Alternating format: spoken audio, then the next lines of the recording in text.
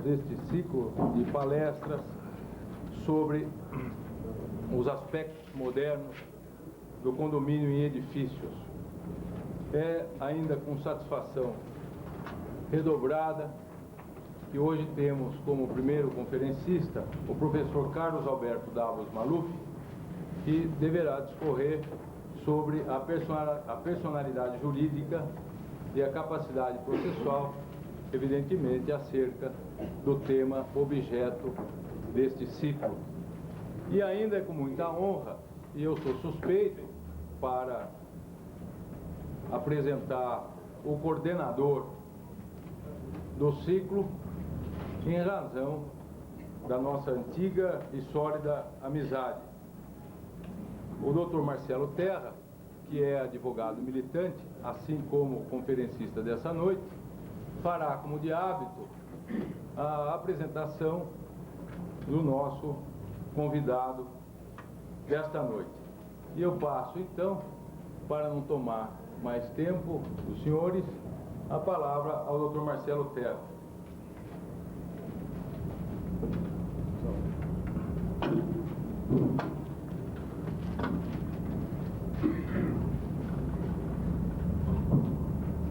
Boa noite a todos. Quando o Dr. José Rogério, há uns meses atrás, pediu que eu o ajudasse na coordenação de um curso a respeito de condomínio e incorporações, logo me veio à mente o seguinte ponto histórico e cronológico.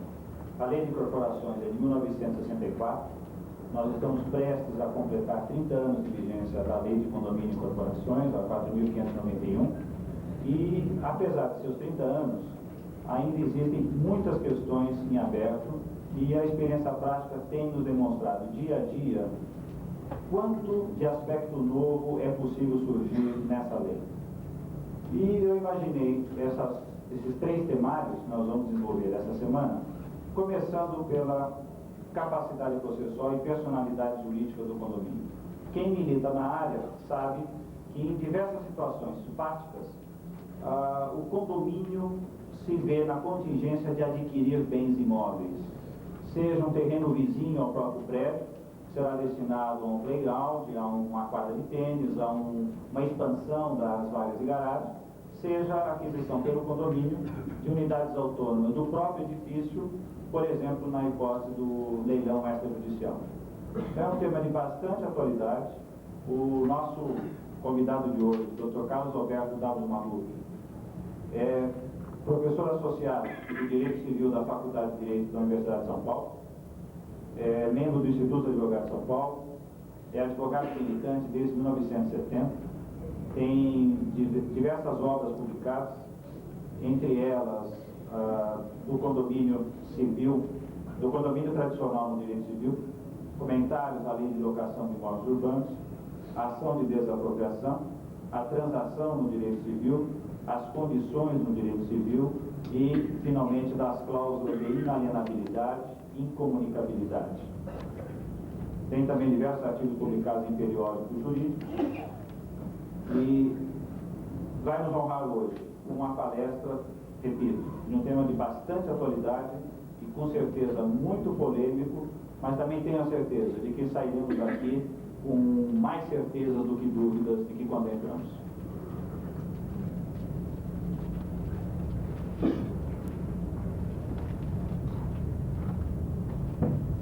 Queria agradecer as palavras do Dr. Rogério Tucci e do Dr. Marcelo Terra. E depois dessa apresentação, a minha responsabilidade aumenta, porque aí o senhor bom, ele conhece mesmo o condomínio e quais são as dúvidas que ele vai tentar tirar dos senhores. E realmente, em primeiro lugar, é evidente que eu não posso entrar já direto na personalidade jurídica do condomínio, sem em primeiro lugar saber o que é o condomínio. Porque se eu já começo falando da natureza jurídica do condomínio, e realmente a questão é polêmica, e tanto é verdadeira essa minha assertiva, que a questão de um ano atrás, eu tive várias dissidências no Conselho Superior da Magistratura de São Paulo, porque o Conselho Superior da Magistratura resolveu fechar as portas do espólio do condomínio ao registro imobiliário. Em 1989, o Conselho Superior da Magistratura entendeu e o espólio e o condomínio, não tendo personalidade jurídica, não poderiam mais ter acesso ao registro imobiliário. Isso foi um problema muito sério, porque aquilo que era da tradição do direito brasileiro passou a ter portas fechadas diante do formalismo dos senhores oficiais do registro de imóveis, que levantando, bom, a lei do registro público não diz que tem que ser pessoa física ou jurídica. O espólio não é nem pessoa física nem jurídica, é uma quase pessoa que existe na órbita do direito. Mas a grande preocupação é o seguinte: o condomínio até poderia ter inscrição no CGC através de ato normativo da Secretaria da Receita Federal, se ele poderia ter CGC, pagaria imposto de renda, poderia receber aluguéis, se o espólio poderia vender que é mais, por que ele não poderia adquirir que é menos? E diante dessa minha tese, que eu sustentei várias vezes em artigos publicados nos jornais, em revistas especializadas, o Conselho Superior de Magistratura acabou alterando, voltou atrás em sua decisão e passou novamente a admitir o espólio como adquirente de bem imóvel, muito embora o espólio não teria personalidade jurídica na acepção do direito civil, ou então naquelas teorias alemãs ou francesas, etc., mas admitindo que seria uma ficção jurídica que existiria na órbita do direito. E aí, ter-se-ia que admitir que não só, muito embora a lei dos registros públicos diria pessoa física ou jurídica, a brecha que se encontrou, que eu encontrei pelo menos, foi no artigo 5º da Lei de Introdução ao Código Civil, e aí a aplicação da hermenêutica, que a lei atenderá ao fim social que se dirige e ao bem comum. E aí, por Carlos Maximiliano, outros filósofos dos direitos, como Recassin Siches e Alípio Silveira, encontramos a saída e novamente o espólio hoje, desde que haja um compromisso anterior, poderia ter novamente acesso ao registro imobiliário. A batalha não foi fácil. Feito esse introito mais ou menos rápido, eu vou numa cadência mais tranquila, eu vou então entrar realmente no tema que é a questão da personalidade jurídica do condomínio e a sua capacidade processual. O condomínio já existe desde o direito romano. É um instituto que tem mais de 2000 anos. E os romanos eram avessos ao condomínio, porque era a forma de propriedade anormal. Diziam os romanos, Mater Richaro é o condomínio, é a mãe das discórdias. E quando eu digo a mãe das discórdias, por quê? Do condomínio tradicional, justamente da indivisibilidade, porque eu posso ser condômino de um inimigo. Por morte de alguém, eu posso ser condômino de algum parente com quem eu não me dou. Então, essa é a distinção primeira fundamental que há de se fazer entre condomínio e sociedade. Na sociedade é preciso haver affectio societatis. Eu tenho que ter a comunhão de vontades, a conjugação de vontades, a manifestação de vontades, para eu conseguir chegar a um desiderato, que seria affectio societatis. No condomínio, não. No condomínio incidente ou eventual, eu posso me tornar condômino de uma pessoa com quem eu não me dou, por morte de alguém. Por mero acidente de vida, eu posso me tornar condômino, e aí começa a desavença. E na realidade, quando eu digo do condomínio tradicional, por morte de alguém, num casamento em havendo separação, e se o imóvel fica em condomínio, eu extingo uma sociedade conjugal e inicio um condomínio tradicional. Então, vocês estão vendo que a matéria, a gama é muito grande, é muito extensa, e quando eu digo da personalidade jurídica do condomínio, nós teríamos que fazer uma ponte entre o direito material e o direito processual. No direito material, e mais especificamente, nós teríamos o Código Civil Brasileiro, nos artigos 623 e seguintes. A Lei 4.591, de 16 de dezembro de 1964. Temos que fazer a conjugação, sim, senhores. Por quê? Porque existem regras em que, havendo omissão do legislador especial de 1964, nós vamos ter que nos abeberar na lei maior, que seria o Código Civil. E por que não dizer a própria Constituição, em que no seu artigo dos direitos individuais diz que fica assegurado o direito de propriedade. Então, vocês estão vendo que é dentro desse esquema, entre a Constituição da República, entre o Código Civil Brasileiro, entre o Código de Processo Civil e também da Lei Especial do Condomínio 4.591, que nós vamos desenvolver esta aula de hoje. Por que eu faço questão de fazer a menção entre o Código Civil Brasileiro e a Lei 4.591? Então, já no primeiro exemplo complicado, evidente que eu não vim aqui trazer aula de bacharelado, os senhores vão deparar, puxa, essa é uma questão que não havia me ocorrido. Por exemplo, existem vários prédios nas grandes cidades, como São Paulo, Rio de Janeiro, etc., de um dono só. O proprietário tem dinheiro, ele constrói um prédio, não faz especificação de condomínio, porque ele é dono proprietário de todas as unidades. E aí começa o problema. Ele tem todas as unidades, ele aluga aquele prédio. Ou então, melhor dizendo, uma família se reúne 2 ou 3 membros, constrói o prédio e não faz a especificação de condomínio. Não fazendo a especificação de condomínio, como é que eu vou ter capacidade processual para acionar alguém? Pela Lei 4591? Não, efetivamente a Lei 4591 para esse tipo de condomínio não existe. Eu tenho que regular e ir atrás do Código Civil. Por quê? O que é que dá vida jurídica no prédio? É a convenção e a especificação devidamente registrada no registro imobiliário. Esse estatuto do prédio é que dá vida jurídica a um prédio de apartamentos. E o que a gente vê na prática, que existem vários prédios nas grandes cidades, ou mesmo em pequenas cidades, de uma única família, de 2 ou 3 membros que são donos de frações ideais daquele terreno. E o impasse começa quando um dos membros dessa família resolve vender uma unidade autônoma. Como proceder? Se eu não faço a especificação, eu não posso transferir mais direitos do que eu tenho. Isso é um brocado latino que vem há 2000 anos. Eu não posso transferir o que eu não tenho. Eu posso transferir fração ideal do terreno. Em contrapartida, o preço do imóvel vai cair verticalmente, porque quem compra quer saber o que ele tem. Fala, eu posso lhe vender fração ideal do terreno. Então, nesse já é o primeiro problema que surge. Segundo problema é que, às vezes, havendo desavença em família, é muito difícil, às vezes, se chegar numa especificação. E já no terceiro fato complicador, e já vi esse tipo de caso, lá no estado de Minas Gerais, com um parecer dado pelo eminente professor Washington de Barros Monteiro, que era um absurdo maior. Era um shopping center que alguns membros da família entendiam que o shopping center era indivisível. Um shopping center enorme, só que só tinha uma entrada, e entendia-se que o conjunto arquitetônico do shopping center ele tinha um plus se fosse vendido como um todo. E uma parte entendia que não, que poder-se-ia fazer a divisão de loja por loja como unidade, condominial autônomo. Então os senhores estão vendo que a matéria não é tão simples assim, não é um prédio de 3 andares. Estou me referindo a um conjunto arquitetônico, se não me falha a memória, na cidade de Juiz de Fora até, e é um parecer do professor Washington de Barros Monteiro. Além dessa questão, portanto, de se ter que ir buscar subsídios no Código Civil, eu já apresentaria um outro problema da mais alta gravidade. Suponhamos que eu tenha esse condomínio de 3 ou 4 condôminos, irmãos, mas que não estejam regulamentados pela Lei 4591. E um dos irmãos falou, bom, já que não tem convenção de condomínio aprovada, eu não vou pagar o condomínio. Então eu não tenho ação judicial? Não existe síndico, porque não é que se fala em síndico, porque não existe o condomínio. Eu teria que ter um administrador. Então, eu deixo de pagar o condomínio, vai haver um completamente ilícito. Bom, não está regulamentado. Se eles entrarem com uma ação de cobrança, eu preliminarmente elevo carência da ação. Não há legitimidade, não há interesse processual. Faltariam pelo menos duas das condições da ação. Se vamos adotar aqui o trinômio das condições da ação, possibilidade, juridicidade e interesse, e não aquela de Lima que subsumiu uma ideia a outra, né? Isso é matéria de direito civil, não de processo.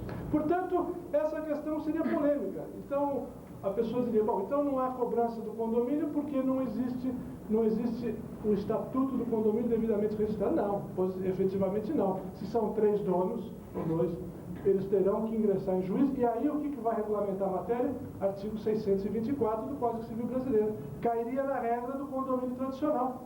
Cairia na regra que cada condômino deve suportar pela sua parte ideal na coisa comum.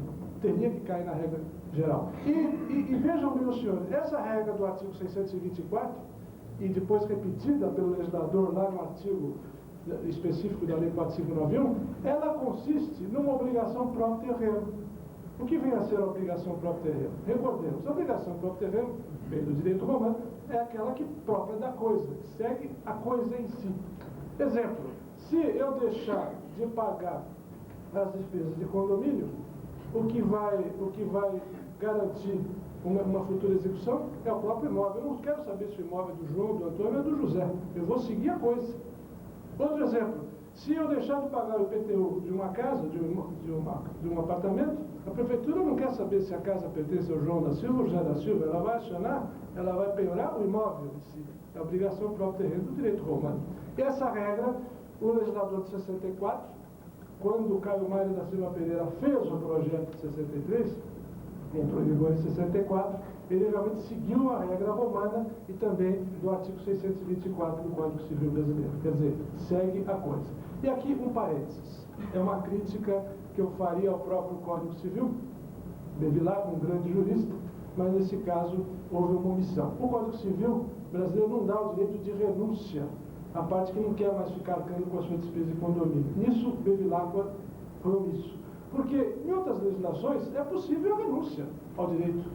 O legislador brasileiro foi contraditório, porque num determinado capítulo ele disse que eu posso perder a propriedade pelo abandono. E por que eu não posso renunciar?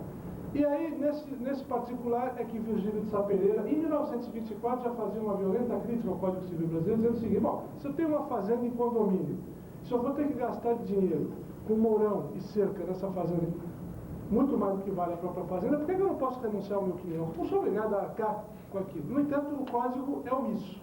Por uma questão também de hermenêutica, eu diria o seguinte, que muito embora o legislador seja omisso no que diz respeito à renúncia do direito de pagar com a minha parte do quinhão correspondente, eu acho que eu poderia renunciar sim esse direito em favor aos demais.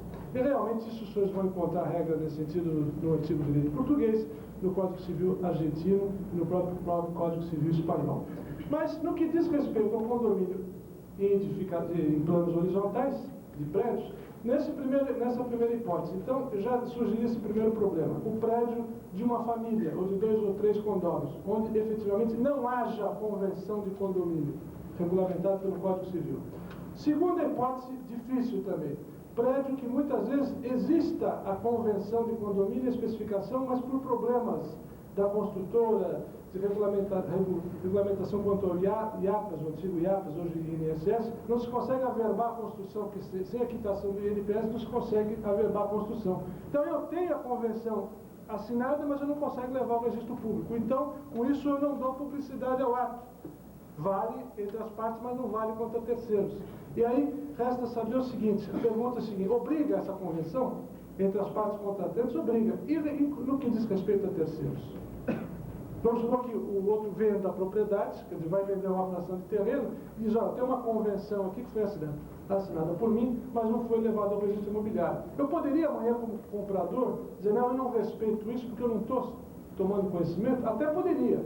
Se bem que aí poderia ser alegado também, poderia eu alegar a própria torpeza em juízo, porque se eu comprei a fração de terreno sabendo que eu não poderia comprar uma unidade autônoma, eu não posso alegar em juízo a minha própria torpeza. Seria aí um problema delicado da pessoa que iria comprar. Mas esse é um outro fato delicado, porque é lei entre as partes o contrato, é lei entre as partes, só que não vale contra terceiros, que é a eficácia real da lei do decreto de 1973, da lei dos registros públicos, a lei 6.015 de 1973. Portanto, eu estou vendo que essa segunda hipótese, essa segunda questão também, envolve o problema da capacidade processual ativa ou passiva. Na questão da capacidade processual ativa ou passiva, esse problema delicado, na dúvida, o certo, se o prédio for de uma família, o certo é todos acionarem aquele que foi inadimplente, justamente para evitar o quê? Uma carência de ação. Por um cochilo, às vezes, poderia faltar uma das condições da ação e poderia atrasar o processo, porque o juiz vai extinguir fatalmente o processo sem julgamento do mérito. Quanto ao problema, agora a terceira hipótese. Supondo que haja a convenção de condomínio e a especificação legalmente constituída e devidamente registrada. Então, essa terceira hipótese, que nós vamos desenvolver com mais cuidado, e vamos verificar quais os problemas e qual seria realmente a capacidade processual do síndico, em primeiro lugar, do administrador, em segundo lugar, e também uma terceira hipótese. Naqueles prédios cujas convenções foram feitas na lei anterior de 1928, que falava em administrador e não falava em conselho consultivo, falava em conselho fiscal e não falava em subsíndico. Ora, se eu tenho, e aí era o problema do direito adquirido e do ato jurídico perfeito, do artigo 6º da Lei de Introdução ao Código Civil. Ora, se o ato jurídico era perfeito, vamos supor que eu fiz uma convenção de condomínio em 1950. Em 1950 estava em vigor a lei de 1928. Ora, se eu fiz em 1950, não se falava em síndico, mas sim em administrador. Hoje, se eu vou convocar uma assembleia e vou dizer, bom, eleição do síndico, do subsíndico e do conselho consultivo, eu posso fazer isso se a lei de 1928 dizia administrador e conselho fiscal? Interrogação. Outra questão, estou colocando as questões para depois nós irmos respondendo na medida do possível.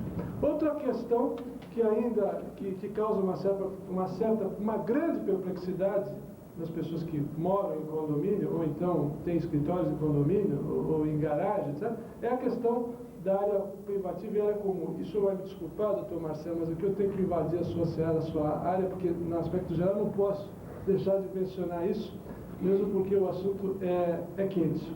Na hipótese, hoje virou moda agora em condomínios, as partes resolverem, para aumentar a vaga de garagem, eles querem invadir a área comum, tirar canteiro, tirar floreira. Então, com isso, com 2/3 nós conseguimos alterar, então nós vamos mexer na área comum para resolver vaga de garagem. Isso é muito comum acontecer. Então está virando moda.